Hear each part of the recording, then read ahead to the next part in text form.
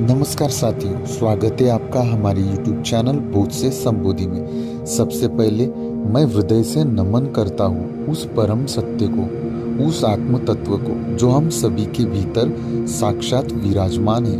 वही हमारा निज स्वरूप है और वही परमात्मा है। ओम सहनाववतु सहनो भुनक्तु सह वीर्यं कर्वावहै तेजस्विनावधीतमस्तु मा विद्विषावहै। ओम शांति शांति शांति। दोस्तों, निर्वाण षटकम पर आधारित इस विशेष श्रृंखला के चौथे अध्याय का यह तीसरा भाग है। पहले भाग में हमने गहराई से समझा कि मनो बुद्धि अहंकार चित्तानि नाहम्, यानी मैं मन नहीं हूँ, मैं बुद्धि नहीं हूँ, मैं चित्त भी नहीं हूँ, मैं अहंकार भी नहीं हूँ। इस पहले भाग में हमने मन और बुद्धि के बारे में जाना कि मन और बुद्धि क्या है और क्यों ये हमारा वास्तविक स्वरूप नहीं है। दूसरे भाग में हमने अहंकार और चित्त के स्वरूप को जाना और यह भी स्पष्ट किया कि कैसे यह भी आपका वास्तविक स्वरूप नहीं है। दोस्तों, अब इस तीसरे भाग में हम इस ज्ञान को केवल विचार तक सीमित नहीं रखेंगे, बल्कि उसे अपने जीवन में उतारने का प्रयास करेंगे, क्योंकि जब तक हम अपने वर्तमान मानसिक ढांचे अर्थात मन, बुद्धि, चित्त और अहंकार की स्वाभाविक प्रवृत्तियों को नहीं समझते, तब तक आत्मबोध का मार्ग धुंधला ही रहेगा। इसलिए आज हम जानेंगे कि अंतःकरण चतुष्टय के मन, बुद्धि, चित्त और अहंकार की उत्पत्ति कैसे हुई भारतीय शास्त्रों और दर्शन के आलोक में।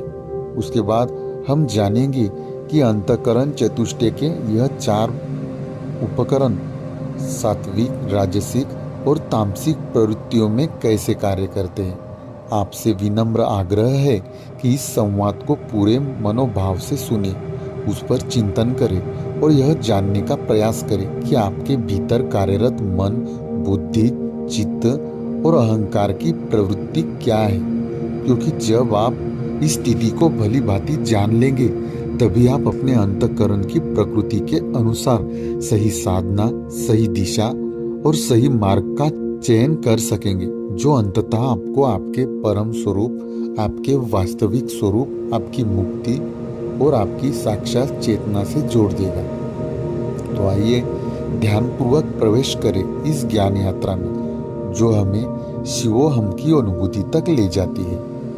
आध्यात्मिक साधना में यह जानना अत्यंत आवश्यक है कि हमारे भीतर के ये चारों उपकरण मन, बुद्धि, चित्त और अहंकार किस प्रकार से कार्य कर रहे हैं।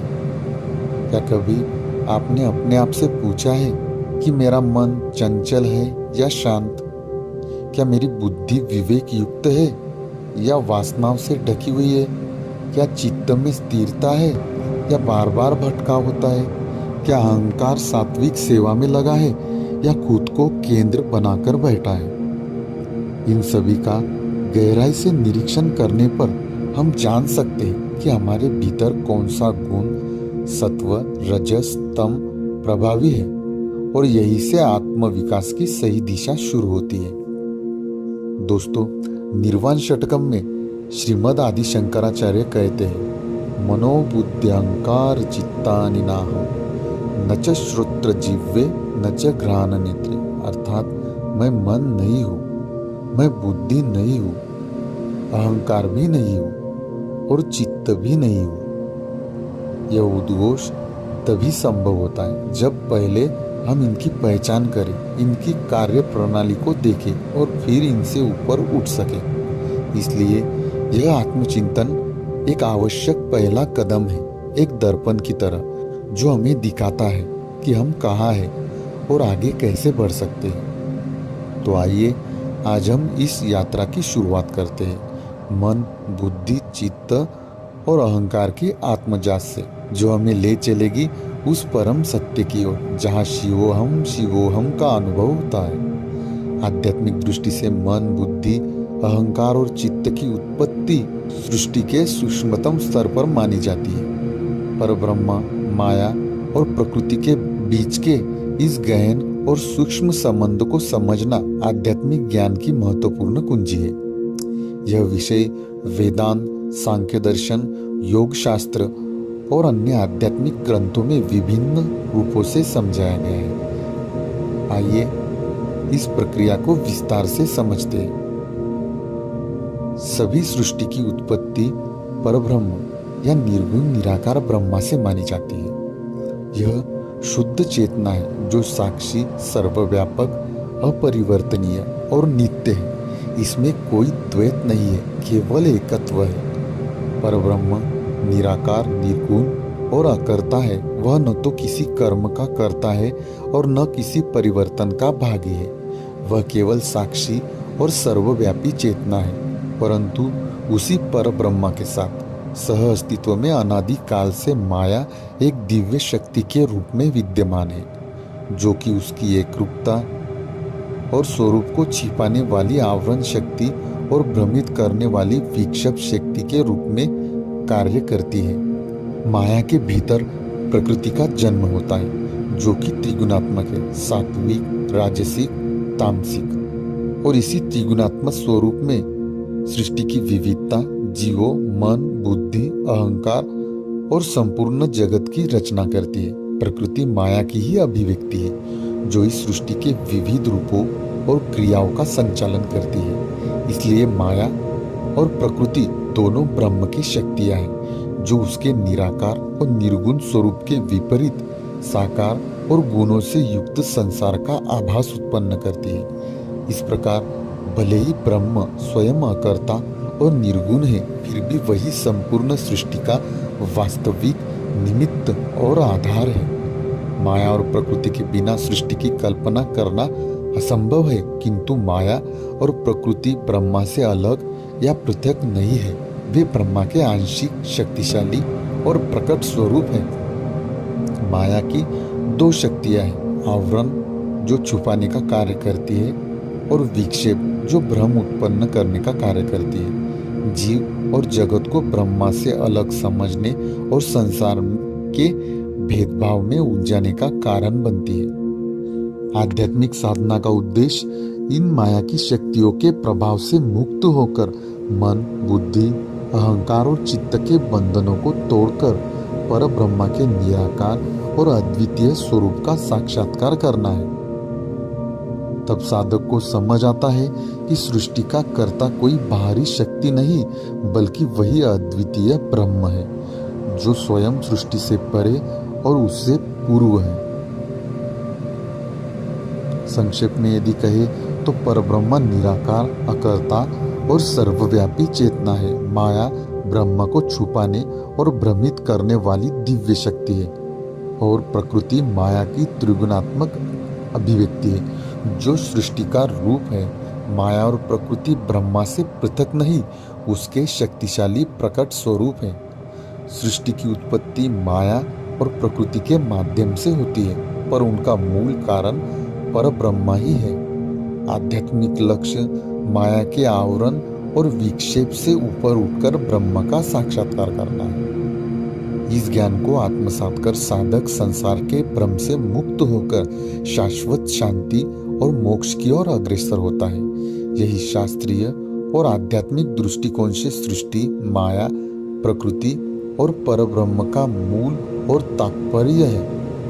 आध्यात्मिक दृष्टिकोण से प्रकृति वह मूल तत्व है जिससे संपूर्ण जगत की रचना हुई है। यह अविनाशी तो है, परंतु परिवर्तनीय भी है। प्रकृति स्वयं चेतन नहीं है, लेकिन जब यह पुरुष यानी शुद्ध आत्मा या साक्षी के संपर्क में आती है, तभी इसकी गति प्रारंभ होती है और वहीं से सृष्टि की प्रक्रिया शुरू होती है। दोस्तों, प्रकृति सात्विक, राजसिक और तामसिक इन त्रिगुणों से युक्त है। इन त्रिगुणों का संतुलन ही अव्यक्त अवस्था कहलाता है, जहाँ सृष्टि सुप्त होती है, लेकिन जब यह संतुलन थोड़ा भी विक्षिप्त होता है तब प्रकृति में स्फुरन होता है और सृष्टि की शुरुआत होती है। दोस्तों, सत्व से उत्पन्न होता है ज्ञान, प्रकाश और चेतना, जिससे बुद्धि, मन और इंद्रियां बनती है। जो रजस है वह शक्ति जो सत्व और तमस को गति देती है। यह क्रिया, इच्छा और परिवर्तन का कारण बनती है। सृष्टि की जो तमस शक्ति है उससे उत्पन्न होता है आकार, जड़ता और स्थूलता, जिससे स्थूल तत्व, शरीर और भौतिक जगत का निर्माण होता है। मान लीजिए पुरुष सूर्य के समान है और प्रकृति जल के समान। जब सूर्य का प्रतिबिंब जल में पड़ता है तब जल में कंपन या लहरें उत्पन्न होती है। जल की तरंगे सत्व, रजस और तमस के अनुसार अलग अलग गुण वाली होती है। इन तरंगों से ही मन, बुद्धि, अहंकार, इंद्रिया, तत्व आदि उत्पन्न होते हैं। इसलिए हमें यह ध्यान में लाना बहुत आवश्यक है कि अध्यात्म का लक्ष्य तमस को रजस द्वारा नियंत्रित करके रजस को सत्व से शुद्ध करना है। मैं पुनः दोहराता हूँ, आपकी जो तामसिक प्रकृति है उसको राजसिक प्रवृत्ति द्वारा नियंत्रित करके राजसिक प्रवृत्ति को सात्विक प्रवृत्ति से शुद्ध करना है और अंत में सात्विक प्रवृत्ति को भी पार कर गुणातीत होकर उस शुद्ध चैतन्य आत्मा में स्थित हो जाना है। यही मोक्ष है, यही निर्वाण है और यही मुक्ति है।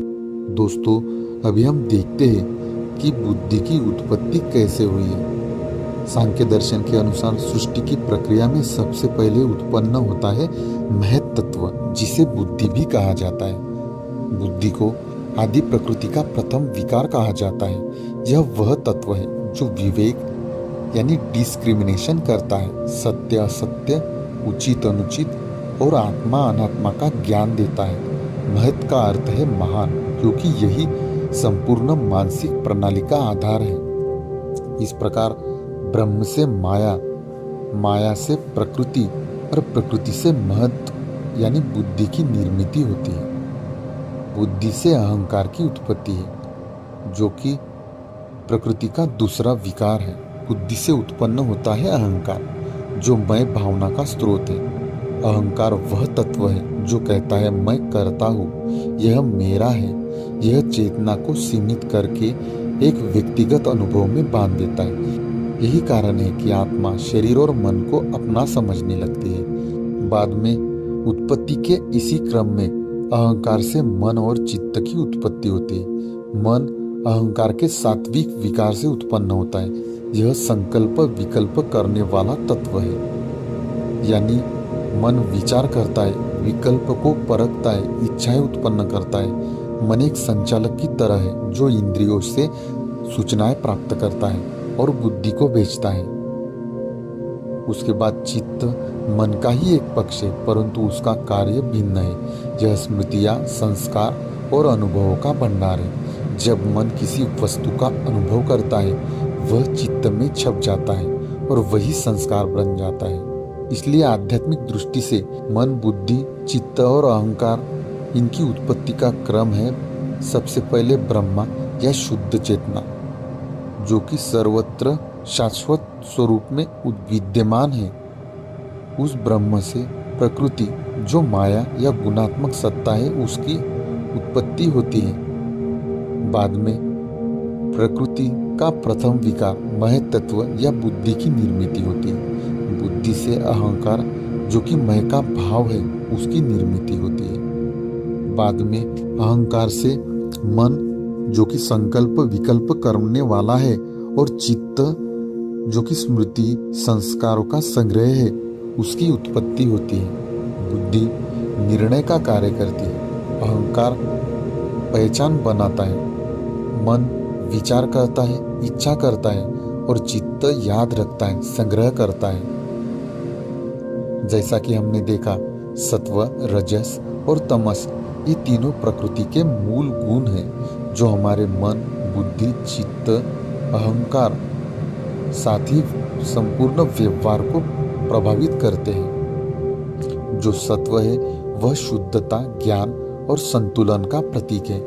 प्रकाश, शांति, विवेक और समत्व का गुण है सत्व। यह व्यक्ति को आत्मिक उन्नति, वैराग्य और सत्य की ओर ले जाता है। जैसे स्पष्ट सोच, करुणा, संतोष, ध्यान, सेवा, यह सात्विक प्रवृत्ति के गुण हैं। उसके बाद जो रजस है वह क्रियाशीलता, इच्छा और ऊर्जा का प्रतीक है। गति, इच्छा, कर्म, आकांक्षा और भोग का गुण। यह व्यक्ति को बाहरी दुनिया, कामना और सांसारिक क्रियाओं की ओर प्रेरित करता है, जैसे लालच, महत्वाकांक्षा, प्रतिस्पर्धा और अहंकार। बाद में तमस जो है वह अंधकार, जड़ता और मोह का प्रतीक है। अज्ञान, आलस्य, प्रमाद और निष्क्रियता यह तमस के गुण है। तमस व्यक्ति को विकर्षण, भ्रम और अवसाद की ओर ले जाता है, जैसे आलस्य, भय, मोह, हठ और नींद। योग और अध्यात्म में यह लक्ष्य होता है कि तमस को रजस से और रजस को सत्व से और अंततः सत्व को भी पार करके निर्गुण अवस्था यानी शुद्ध आत्म स्वरूप में स्थित हुआ जाए।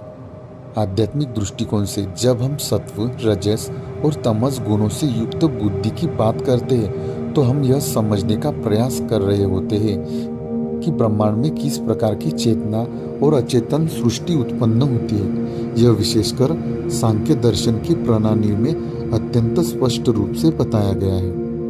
बुद्धि या महत तत्व प्रकृति का प्रथम विकार है। फिर बुद्धि की प्रवृत्ति तीनों गुणों सात्विक, राजसिक और तामसिक के अनुसार विभिन्न तत्वों की रचना करती है। आध्यात्मिक दृष्टिकोण से यदि हम देखें तो बुद्धि भी इन तीनों गुणों से प्रभावित होती है। हर प्रकार की बुद्धि का स्वभाव और प्रभाव अलग होता है। आइए इसे विस्तार से समझते हैं। सबसे पहले हम देखते हैं सात्विक बुद्धि, जिसे सत्वगुणी बुद्धि भी कहा जाता है, जिसका स्वभाव है सत्य असत्य, धर्म अधर्म, कर्तव्य अकर्तव्य में सही भेद करना। सात्विक बुद्धि आत्म परीक्षण करने वाली, विवेकी और शांत होती है। सात्विक बुद्धि आध्यात्मिक उन्नति में सहायक होती है। यह बुद्धि आत्मा को पहचानने की दिशा में कार्य करती है। सात्विक बुद्धि का प्रभाव यह होता है कि यह मन को संयमित करती है, इंद्रियों को नियंत्रण देती है। सात्विक बुद्धि व्यक्ति को ध्यान, साधना, सेवा, ज्ञान के मार्ग पर ले जाती है। सात्विक बुद्धि अहंकार को देखती है पर उससे ग्रस्त नहीं होती है। सात्विक बुद्धि वाला व्यक्ति यह कहता है कि यह कार्य मेरे लिए नहीं है, परमार्थ है, मुझे क्रोध से कुछ नहीं मिलेगा, सत्य में ही कल्याण है। यह सात्विक बुद्धि वाले की अभिव्यक्ति है। सात्विक गुण शांत, प्रकाशमान और ज्ञान देने वाला है। सात्विक बुद्धि से उत्पन्न तत्व उच्च चेतना के कारक होते हैं। सात्विक बुद्धि से वह चेतना प्रकट होती है जो ज्ञान, विवेक, संयम और शांतिपूर्ण अनुभवों को जन्म देती है। इस गुण की प्रधानता आत्मा को मोक्ष की ओर ले जाती है। बाद में दूसरी है राजसिक बुद्धि या रजोगुणी बुद्धि, जिसका स्वभाव है तर्क, विश्लेषण और निर्णय करने की क्षमता। लेकिन राजसिक बुद्धि का उपयोग सांसारिक उपलब्धियों के लिए सबसे ज्यादा होता है। यह वह बुद्धि है जो लाभ, हानि, मान, अपमान, सफलता, विफलता के समीकरण में उलझी रहती है। राजसिक बुद्धि का प्रभाव यह होता है कि व्यक्ति को तेज, निर्णायक और सक्रिय बनाती है, परंतु भीतर अशांत और लालायित भी बनाती है। यह बुद्धि आत्म साक्षात्कार के बजाय बाह्य परिणामों पर केंद्रित रहती है। राजसिक बुद्धि वाला व्यक्ति यह सोचता है कि इस निर्णय से मुझे अधिक यश मिलेगा, मैं दूसरों से श्रेष्ठ हूँ, कौन सा विकल्प मुझे सफल बनाएगा। रजस गुण गति, इच्छा, प्रयास और कर्म का गुण है। यह सक्रियता और ऊर्जा को उत्पन्न करता है। राजसिक बुद्धि कर्म, प्रयास और संलग्नता की ओर प्रेरित करती है। यह सांसारिक जीवन की गतिमानता और सक्रियता को जन्म देती है। परंतु यदि विवेकहीन हो तो राजसिक बुद्धि बंधन का भी कारण बनती है। उसके बाद तीसरी है तामसिक बुद्धि, जिसे तमोगुणी बुद्धि भी कहा जाता है, जिसका स्वभाव है भ्रमित, विकृत और अज्ञान से ढका होना। सत्य को असत्य, असत्य को सत्य समझती है तामसिक बुद्धि। इसमें विवेक और चेतना का अभाव होता है। तामसिक बुद्धि का प्रभाव यह होता है कि यह गलत को सही समझती है और व्यक्ति को अधर्म, हिंसा, आलस्य, नशा आदि की ओर ले जाती है। तामसिक बुद्धि आत्मविनाशक निर्णय करती है, आध्यात्मिक विकास को बाधित करती है, बल्कि आध्यात्मिक विकास को उल्टा गिरा देती है। तामसिक बुद्धि वाला व्यक्ति यह सोचता है कि लालच ही सब कुछ है, जो होता है वही ठीक है, मुझे कुछ समझने की जरूरत नहीं है। यह तामसिक बुद्धि का चिन्ह है। तमस गुण अज्ञान, जड़ता, संकोच और अवरोध का गुण है। यह चेतना को आच्छादित करता है। तामसिक बुद्धि से उत्पन्न तत्व जड़, स्थूल और चेतनता से रहित होते हैं। यह मूर्खता, अज्ञान और मोह का कारण बनते हैं, परंतु यह भी सृष्टि के लिए आवश्यक आधार है। शरीर, प्रकृति और भौतिक संसार इन्हीं से निर्मित है।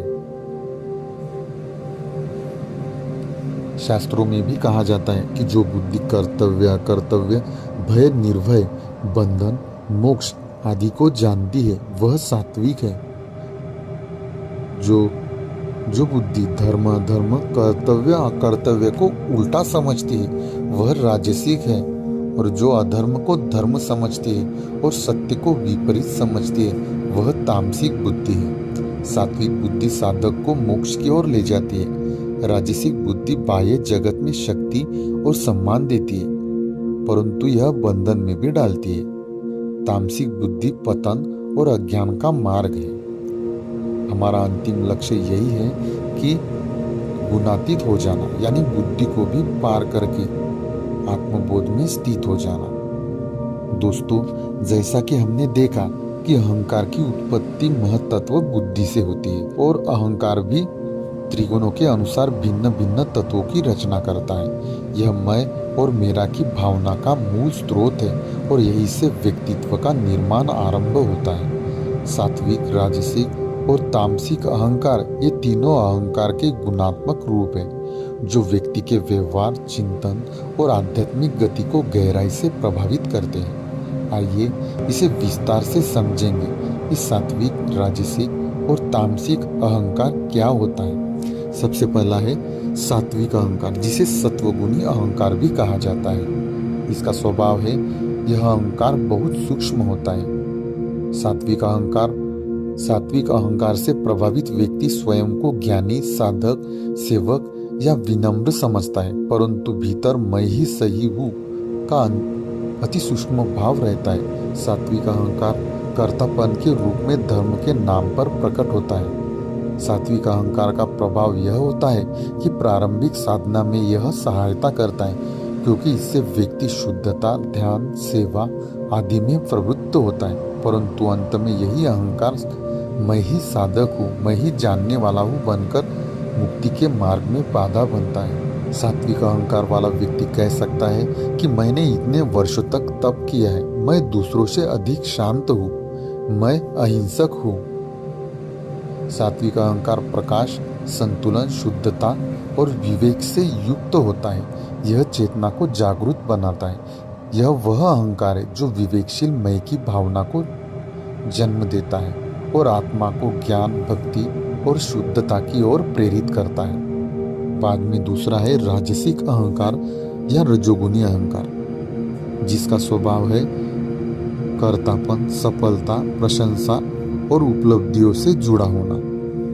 राजसिक अहंकार सदा मैं कुछ बड़ा करूं, मैं दूसरों से श्रेष्ठ हूं, इस भावना से संचालित होता है। राजसिक अहंकार में लोभ, दिखावा, प्रतिस्पर्धा, सत्ता या यश की भूख होती है। राजसिक अहंकार का प्रभाव यह होता है कि यह अहंकार व्यक्ति को सामाजिक रूप से ऊर्जावान बनाता है, परंतु अंततः उसे बंधन में बांधता है।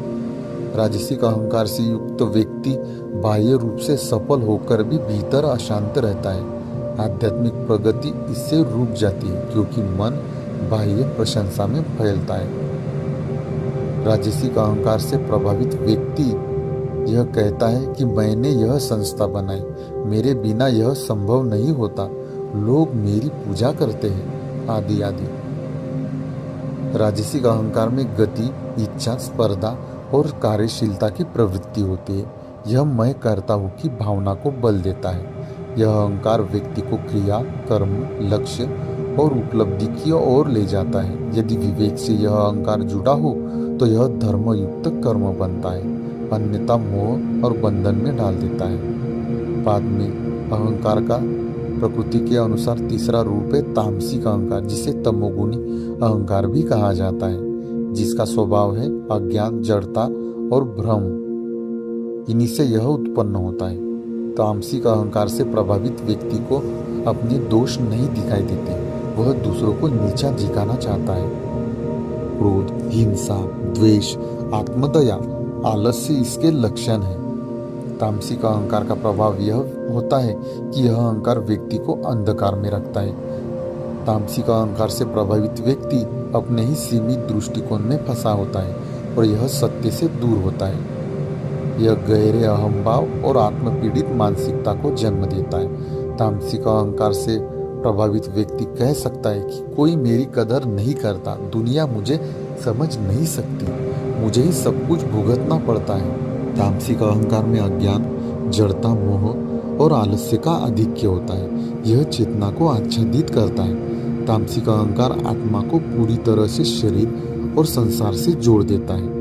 मैं यह शरीर हूँ, मेरे पास वस्तुएं हैं, यह भावना यही से आती है।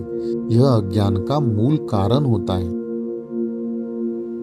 बुद्धि और अहंकार के बाद अगर हम आगे बढ़े तो मन की भी सात्विक, राजसिक और तामसिक प्रकृति होती है। अध्यात्म, वेदांत, योग, भगवद गीता जैसे शास्त्रों में यह स्पष्ट रूप से बताया गया है कि मन भी इन त्रिगुणों से प्रभावित होता है और उसी के अनुसार मन का स्वभाव, कर्म और दृष्टिकोण बदलता है। आइए अब हम विस्तार से समझते हैं कि सात्विक, राजसिक और तामसिक मन क्या होता है और उसकी पहचान कैसे करें। सबसे पहले सात्विक मन, जिसे सत्वगुणी मन भी कहा जाता है। सात्विक मन शांत, स्थिर, नियंत्रित और आत्मनिष्ठ होता है। सात्विक मन विवेकशील, करुणामय, समर्पित और प्रेम पूर्ण होता है।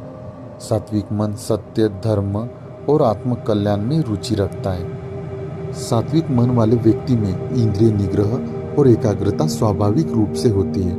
ईश्वर, आत्मा, सत्य, साधना, सेवा और प्रेम में सात्विक मन वाला व्यक्ति रुचि लेता है। सात्विक मन वाले व्यक्ति में इच्छाओं की लहरें न्यूनतम होती है और जो भी होती है वे शुद्ध होती है। सात्विक मन का प्रभाव यह होता है कि ध्यान, भक्ति, स्वाध्याय और सेवा में रुचि होती है। क्रोध, लोभ, मोह से दूर होता है। सात्विक मन वाला व्यक्ति सभी में ईश्वर दर्शन या उसकी समदृष्टि होती है। सात्विक मन वाले व्यक्ति का ध्यान में सहज प्रवेश होता है। सात्विक मन वाले व्यक्ति का इंद्रियों पर सहज नियंत्रण होता है। सात्विक मन साक्षी भाव की ओर बढ़ता है। साधक भीतर से स्थिर और आनंदित रहता है। जीवन में उद्देश्य की स्पष्टता होती है। एक साधक जो गहन ध्यान करता है, संयमित जीवन जीता है और सभी प्राणियों में ईश्वर को देखता है, उसका मन सात्विक होता है। सात्विक मन वाला व्यक्ति कहता है, यह कार्य परमात्मा की सेवा है, मुझे किसी से द्वेष नहीं, सब में वही ब्रह्म है। बाद में दूसरा है राजसिक मन या रजोगुणी मन, जिसका स्वभाव है चंचल होना, इच्छाओं से भरा होना, क्रियाशील और भटकता हुआ राजसिक मन होता है। सफलता, नाम, प्रतिष्ठा, भोग और शक्ति में राजसिक मन की रुचि होती है। राजसिक मन तृष्णा, मान सम्मान और लोभ में उलझा हुआ होता है। यह मन भविष्य या भूतकाल में उलझा रहता है, वर्तमान में टिक नहीं पाता। इंद्रियों के विषय में राजसिक मन का आकर्षण होता है। राजसिक मन का प्रभाव यह होता है कि ध्यान में रुकावट आती है, मन बार बार बाहर जाता है। मनुष्य कर्मशील और सफल तो हो सकता है, पर भीतर से अशांत और असंतुष्ट भी होता है। यह मन सदा कुछ न कुछ पाने के पीछे भागता है। राजसिक मन बार बार भटकता है, एकाग्र नहीं रहता।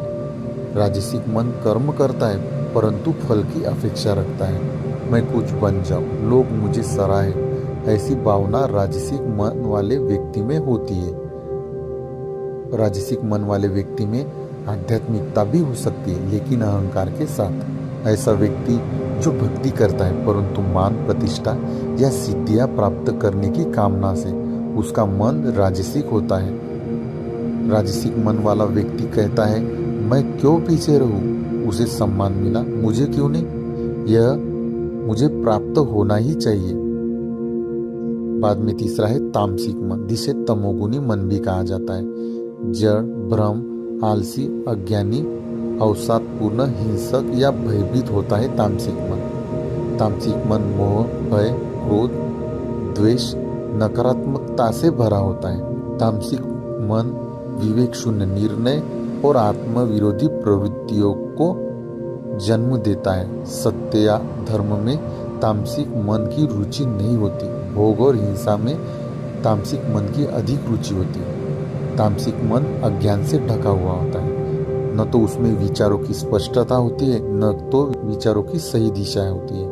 हिंसा, आत्मदया, भय, नशा आदि में डूबा हुआ होता है तामसिक मन। तामसिक मन का प्रभाव यह होता है दूसरों को दोष देना, हमेशा शिकायत करना, प्रमाद, निद्रा या विलास में रहना, नशा, काम, क्रूरता, आक्रोश जैसी प्रवृत्तियां होती है तामसिक मन वाले व्यक्ति में। तामसिक मन वाले व्यक्ति का आत्मज्ञान या मोक्ष की ओर कोई झुकाव नहीं होता। उसकी साधना में कोई रुचि नहीं होती। तामसिक मन बार बार नकारात्मक विचारों की ओर जाता है।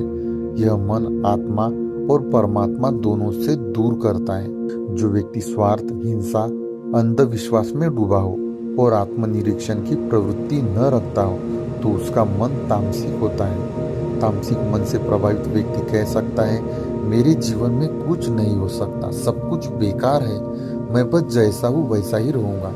सात्विक मन साधक को आत्मबोध की दिशा में प्रेरित करता है। राजसिक मन उसे संसार में उलझाता है और तामसिक मन उसे अंधकार और जड़ता की ओर ले जाता है। साधना का उद्देश्य यही है कि मन को इन तीनों गुणों से ऊपर उठाकर निर्गुण साक्षी में स्थित करना। जब मन सात्विक होकर फिर गुणातीत होता है तभी आत्मा का या आपके वास्तविक स्वरूप का साक्षात्कार होता है। इस प्रकार मन, बुद्धि और अहंकार के प्रकृति के बारे में हमने जाना। अभी हम अंतःकरण चतुष्टय के चौथे भाग चित्त की प्रकृति के बारे में भी जानेंगे। चित्त भी त्रिगुणात्मक प्रकृति से प्रभावित होता है, जैसे मन, बुद्धि और अहंकार के साथ होता है। चित्त का कार्य मुख्य रूप से स्मृति, अनुभवों का संग्रह और वासनाओं का भंडारण करना है। यह चित्त वृत्तियों का स्रोत है जिनसे योग में मुक्ति पाने का मार्ग जुड़ा है। जैसे पतंजलि योग सूत्र का सूत्र है, योगश्च चित्त वृत्ति निरोध।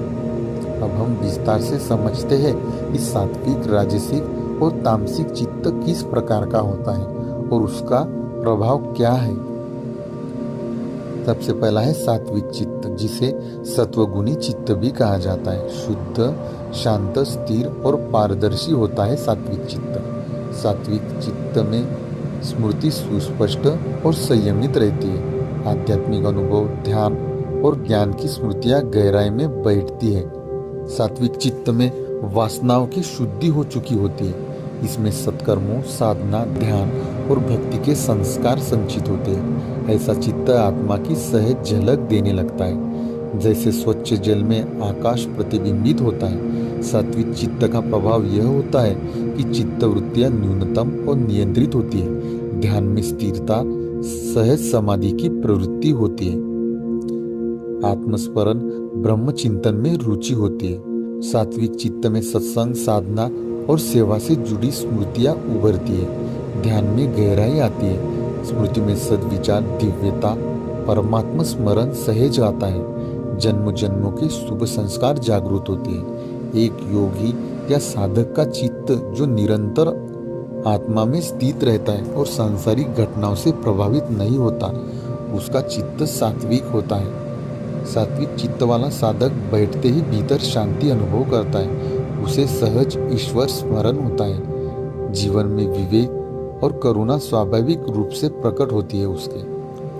दूसरा है राजसिक चित्त, जिसे रजोगुनी चित्त भी कहा जाता है। गतिशीलता, चंचलता और इच्छा प्रवणता राजसिक चित्त का स्वभाव है। भूतकाल की इच्छाओं, अनुभवों और अपेक्षाओं की स्मृतियाँ राजसिक चित्त में प्रबल रहती है। बार बार कल्पनाएं करना, योजनाएं बनाना और प्रतिक्रियाओं का उठना राजसिक चित्त का लक्षण है। राजसिक चित्त में अनेक इच्छाएं, आकांक्षाएं और कामनाएं संग्रहित रहती है। राजसिक चित्त में सतत कुछ पाने की, कुछ बनने की प्रवृत्ति रहती है।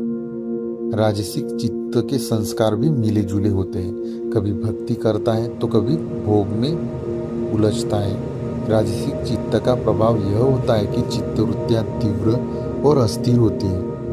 राजसिक चित्त वाले व्यक्ति के ध्यान में अनेक विषयों की कल्पना उभरती है। राजसिक चित्त में कामना, फल की स्मृतियां बनी रहती है। सफलता, असफलता, मान अपमान जैसे अनुभवों से जुड़ी स्मृति राजसिक चित्त में बार बार लौटती है। साधना में बार बार संसार की कल्पनाएं उठती है। स्मृति में पुरानी सफलताओं, अपमानों, तुलना और महत्वाकांक्षा के चित्र दोहराते हैं। ध्यान में स्थिरता नहीं होती। एक साधक जो ध्यान में बैठता है लेकिन मन बार बार भविष्य में क्या पाऊंगा या लोग क्या कहेंगे जैसी बातों की ओर भागता है और ध्यान के समय उसका चित्त बार बार कहता है, उसने मुझे क्या कहा था, मुझे यह चीज चाहिए, मैं कैसे ऊंचा बनूं। यह राजसिक चित्त वाले व्यक्ति का लक्षण है। बाद में तीसरा है तामसिक चित्त या तमोगुणी चित्त। स्वभाव अनुरूप तामसिक चित्त अंधकारपूर्ण, भ्रमित और आलसी होता है। उसमें नकारात्मक स्मृतियां, भय, क्रोध और अवसाद भरा होता है। मूढ़ता, अज्ञान और वासनात्मक वृत्ति प्रधान होती है। बीते हुए दुखद अनुभवों और प्रतिक्रियाओं को बार बार दोहराता है। मैलयुक्त और विकृत स्मृतियों से भरा हुआ होता है तामसिक चित्त। इसमें हिंसा, मोह, नशा, वासना, दुख, भय, अवसाद आदि के संस्कार प्रमुख होते हैं। तामसिक चित्त स्थूल और भारी बन जाता है, जैसे गंदे जल में कुछ भी स्पष्ट नहीं दिखता। तामसिक चित्त का प्रभाव यह होता है कि ध्यान में निद्रा, प्रमाद और असंयम प्रकट होता है। चित्तवृत्तियां भारी और धुंधली होती है। भोग वासनाओं की गहरी छाप रहती है। विकार जैसे द्वेष, ईर्ष्या और हिंसा तामसिक चित्त में बार बार जागते हैं। ध्यान में बार बार विकारी विचार उठते हैं। भय, नकारात्मकता और आत्म तिरस्कार की प्रवृत्ति रहती है। तामसिक चित्त आत्मा के प्रकाश को पूरी तरह ढक लेता है। कोई व्यक्ति जो ध्यान करने की कोशिश करता है परंतु केवल दुख, पीड़ा या राग द्वेष की ही स्मृतियां बार बार लौटती है। ध्यान करते ही चित्त कहता है, मेरे साथ तो हमेशा बुरा होता है, सब झूठे हैं, मैं तो पापी हूँ। यह तमोगुनी चित्त की भाषा है। सारांश रूप में देखें तो सात्विक चित्त शांत, शुद्ध, आत्मचिंतनशील, समाधिस्थ, आत्मस्मरण और ध्यान की स्थिरता में होता है। राजसिक चित्त चंचल, इच्छा प्रवण, गतिशील, अस्थिर और फल की कामना रखने वाला होता है। तामसिक चित्त जड़, अज्ञानी, विकारपूर्ण, निद्रा, प्रमाद, मोह और भय से युक्त होता है। चित्त के बारे में महर्षि पतंजलि कहते हैं कि योगश्च चित्त वृत्ति निरोध, यानी चित्त की वृत्तियों का निरोध ही योग है। अगर चित्त की अवस्थाओं को हम देखें तो मुख्यतः हम चित्त की अवस्थाओं को 5 प्रकार से विभाजित कर सकते हैं, जिसमें सबसे पहला है मूढ़, जो कि तामसिक प्रकृति के अंतर्गत आता है। अज्ञान और भय उसके लक्षण हैं। दूसरा है क्षिप्त चित्त, जो कि राजसिक प्रवृत्ति के अंतर्गत आता है। वह चंचल और इच्छामय होता है। तीसरा है विक्षिप्त, इसकी प्रवृत्ति मिश्रित होती है, जो कभी स्थिर तो कभी चंचल रहता है। चौथा है एकाग्र, जो कि सात्विक प्रवृत्ति के अंतर्गत आता है, जो एक ही दिशा में केंद्रित रहता है। चित्त की 5वीं अवस्था है निरुद्ध चित्त, जो कि निर्गुण होता है, पूर्ण शुद्ध और शांत होता है। इन स्थितियों से गुजरकर साधक निरुद्ध चित्त को प्राप्त करता है, जहाँ आत्मा का साक्षात्कार होता है। आइए जो चित्त की ये 5 अवस्थाएं हैं उनको विस्तार पूर्वक जानते हैं। ये 5 अवस्थाएं इस बात को स्पष्ट करती है कि चित्त, मन, बुद्धि, अहंकार की संयुक्त चेतना किस प्रकार धीरे धीरे शुद्ध और पारदर्शी होकर आत्मा के साक्षात्कार में सहयोगी बनती है। अब हम चित्त की इस प्रत्येक स्थिति को विस्तार से समझते हैं। सबसे पहले मूढ़ चित्त, जो कि तामसिक प्रवृत्ति के अंतर्गत आता है और यह एक मूर्छित अवस्था है। यह चित्त अंधकार, भय, आलस्य, मोह, नशा, हिंसा, वासना, आत्मदया आदि में डूबा हुआ होता है। आत्मबोध से पूर्णतः विपरीत होता है मूढ़ चित्त। मूढ़ चित्त वाले व्यक्ति की साधना में कोई रुचि नहीं होती है।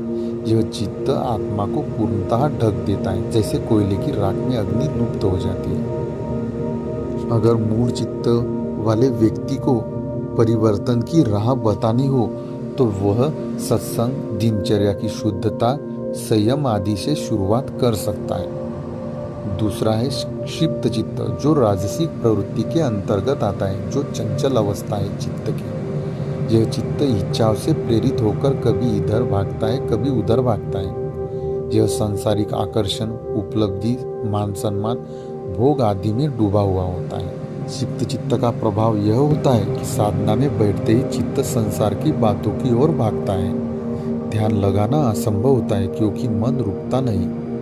अगर क्षिप्त चित्त को परिवर्तन की राह बताना हो तो विवेक जागृत करना होगा। यह जानना होगा कि चंचलता अत्यंत दुखद है।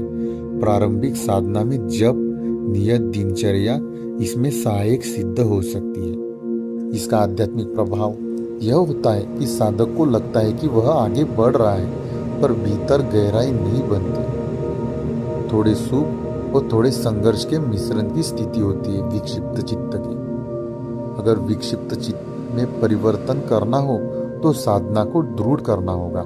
समयबद्ध ध्यान, विवेकपूर्ण संगति और एकाग्रता का अभ्यास करना होगा। बाद में चित्त की चौथी अवस्था है एकाग्र चित्त, जो कि सात्विक प्रवृत्ति के अंतर्गत आता है। यह केंद्रित अवस्था होती है। यह चित्त एक बिंदु पर स्थिर हो जाता है, चाहे वह ध्यान हो, मंत्र हो या आत्मदर्शन की भावना हो। इंद्रियों से लौटकर भीतर की ओर प्रवाहित होता है यह चित्त। एकाग्र चित्त का आध्यात्मिक प्रभाव यह होता है कि साधक ध्यान में गहराई का अनुभव करता है। आत्मा का प्रकाश चित्त में झलकने लगता है। अभी भी मैं साधक हूँ का सूक्ष्म अहम बना रहता है। अगर एकाग्र चित्त में परिवर्तन करना हो तो निरंतर ध्यान, आत्मविचार और अहंकार के अंतिम आवरण को छोड़ना होगा। बाद में चित्त की पांचवी अवस्था है निरुद्ध चित्त, ट्रांसेंडेंटल चित्त। यह पूर्ण शुद्धता की अवस्था है। यह चित्त अब चित्त नहीं रह जाता। असल में देखें तो यह चित्त अब चित्त नहीं रह जाता। वृत्तियां पूर्ण रूपेण शांत हो जाती है। निरुद्ध चित्त साक्षी भाव में स्थित होता है, जहाँ न स्मृति होती है, न कल्पना होती है, न किसी चीज की चाह होती है, न किसी बात का डर होता है। बस मैं के पार की उपस्थिति बचती है। इसे ही आत्मा का साक्षात्कार कहते हैं। निरुद्ध चित्त के आध्यात्मिक प्रभाव को अगर देखें तो समाधि, निर्विकल्प ध्यान, ब्रह्मबोध सब इसी अवस्था में घटित होते हैं। यह पूर्ण मुक्त या कैवल्य की स्थिति है। इस प्रकार चित्त की गतिविधियों का पूर्ण निरोध योग है। जैसा कि हमने जाना, चित्त कोई स्वतंत्र सत्ता नहीं है। वह केवल स्मृतियों, संस्कारों और वासनाओं का एक संग्रह मात्र है। लेकिन आपका वास्तविक स्वरूप शुद्ध, नित्य, चेतन है। आत्मा इन सभी से परे है। जैसे शांत सरोवर में ही चंद्रमा का स्पष्ट प्रतिबिंब दिखता है, वैसे ही चित्त जब संस्कारों, वासनाओं और अतीत की स्मृतियों से उद्वेगित रहेगा, तब तक आत्मा के परम शुद्ध स्वरूप का साक्षात्कार संभव नहीं है। इसलिए चित्त की वृत्तियों का निरोध अर्थात उनका रुक जाना अत्यंत आवश्यक है। वही मार्ग है जो हमें मोक्ष, मुक्ति और निर्वाण की ओर ले जाता है, क्योंकि चित्त की वृत्तियां हमें सदा संसार की ओर खींचती है, विचारों की लहरों में, इच्छाओं की बाढ़ में और स्मृतियों के झंझावात में। फलस्वरूप हमारा मन सदैव व्याकुल और चंचल बना रहता है। दोस्तों, इसलिए परिश्रम, पुरुषार्थ, अनुशासन, पूर्ण समर्पण और श्रद्धा के साथ साधक को यह प्रयास करना होता है कि चित्त की समस्त वृत्तियों को शांत किया जाए, उन्हें पूरी तरह रोका जाए।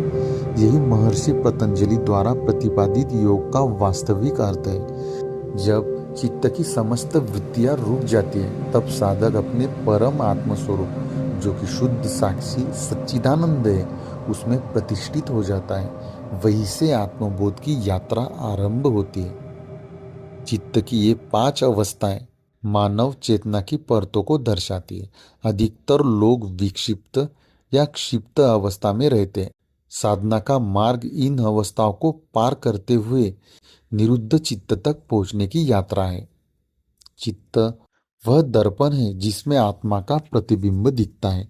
यदि चित्त सात्विक हो तो आत्मा का बोध सहज होता है। यदि वह राजसिक या तामसिक हो तो आत्मा की छाया तक नहीं दिखती। इसलिए साधक को चित्त शुद्धि का प्रयास करना होता है। जैसे जल को छानकर स्वच्छ किया जाता है, वैसे ही चित्त को सत्संग, साधना, स्वाध्याय, सेवा से शुद्ध किया जाना चाहिए। चित्त की शुद्धि ही साधना के केंद्र में होती है। जब चित्त सात्विक होता है तब योगी चित्त वृत्तियों का निरोध कर पाता है। रजस और तमस चित्त को बांधते हैं, जबकि सात्विकता उसे मुक्त करने की दिशा में ले जाती है। अंतिम लक्ष्य तो गुणातीत होना है, जो केवल स्वरूप स्थित आत्मा में स्थित होता है। दोस्तों, वीडियो काफी लंबा हो रहा है, इसलिए आज के लिए इतना है। आज हमने मन, बुद्धि, चित्त और अहंकार की प्रकृति को गहराई से समझने का प्रयास किया। अब आपसे निवेदन है कि हमारे इस वीडियो का ध्यानपूर्वक श्रवण करें, फिर उस पर मनन और चिंतन करें।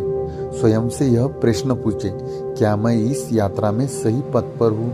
मन, बुद्धि, चित्त और अहंकार की वर्तमान स्थिति और प्रकृति को जानना आवश्यक है, क्योंकि जब तक हम इनकी वास्तविक प्रकृति को नहीं पहचानते तब तक हम उनसे पार जाने के उपाय नहीं कर सकते। साधना मार्ग पर आगे बढ़ने से पूर्व यह अत्यंत आवश्यक है कि हम यह स्पष्ट रूप से देखें कि हम मन, बुद्धि, चित्त और अहंकार इन मिथ्या पहचानों में किस स्तर पर खड़े हैं। जैसे इंजीनियरिंग में रिवर्स इंजीनियरिंग का सिद्धांत होता है, उसी प्रकार हमें भी जीवन में रिवर्स जाना होगा, अर्थात वर्तमान परिणामों को देखकर यह जानने का प्रयास करें कि मूल कारण क्या है, इसका मूल स्रोत क्या है। आज जो परिणाम हमें प्राप्त हो रहे हैं अथवा जिनकी हम अपेक्षा कर रहे हैं, उनके पीछे हमारी अवचेतन अवस्थाएं, प्रवृत्तियां और अंतःकरण की धारणाएं काम कर रही है। हमारे मानव जीवन का सर्वोच्च उद्देश्य है परम अद्वैत स्वरूप की प्राप्ति, जो सर्वत्र सर्वदा विद्यमान है। हमें उसे कहीं बाहर से लाना नहीं है, बस अपने भीतर के मन, बुद्धि, चित्त और अहंकार जैसे अस्थायी आवरणों को पहचान कर नेति नेति यह नहीं कहते हुए उनका निरोध करके विवेक पूर्ण त्याग करना है। जैसे ही यह त्याग शुद्ध श्रद्धा और साधना से होता है, तब आपका वास्तविक स्वरूप सच्चिदानंद स्वरूप स्वतः प्रकट हो जाता है। इसलिए अपने भीतर की इन प्रकृतिजन्य प्रवृत्तियों का निरीक्षण करें, उनका विश्लेषण करें। जब आप यह जान लेंगे कि आप मन, बुद्धि, चित्त और अहंकार की प्रकृति क्या है, तभी आप सही मार्ग का चयन करके आत्मबोध या आत्म साक्षात्कार की दिशा में अग्रसर हो सकेंगे। अन्यथा बिना आत्म विश्लेषण के आप इस अमूल्य मानव जीवन को भ्रम और अज्ञान में व्यर्थ गवा सकते हैं। यदि एक बार यह बात पूरी तरह स्पष्ट न हो तो कृपया इस वीडियो को बार बार सुनें, समझें, इस पर मनन करें। यह साधना के पथ में आपके लिए अत्यंत लाभकारी सिद्ध होगा। दोस्तों, सेल्फ इंक्वायरी करें, आत्म परीक्षण करें। आज के लिए इतना ही। बने रहे हमारे साथ आपके अपने YouTube चैनल बोध से संबोधि में। दोस्तों, यदि आप हमारे वीडियो से लाभान्वित हो रहे हैं तो कृपया इसे अन्य जिज्ञासुओं के साथ साझा करें। वीडियो को लाइक करें। यदि आपने अब तक हमारे चैनल को सब्सक्राइब नहीं किया है तो कृपया सब्सक्राइब करें और बेल आइकन को जरूर दबाएं, ताकि आध्यात्मिक वीडियो से जुड़ी ऐसी ही गहन और जागरूकता से भरपूर सामग्री आप तक सबसे पहले पहुंचे। धन्यवाद। ओम शांति शांति शांति।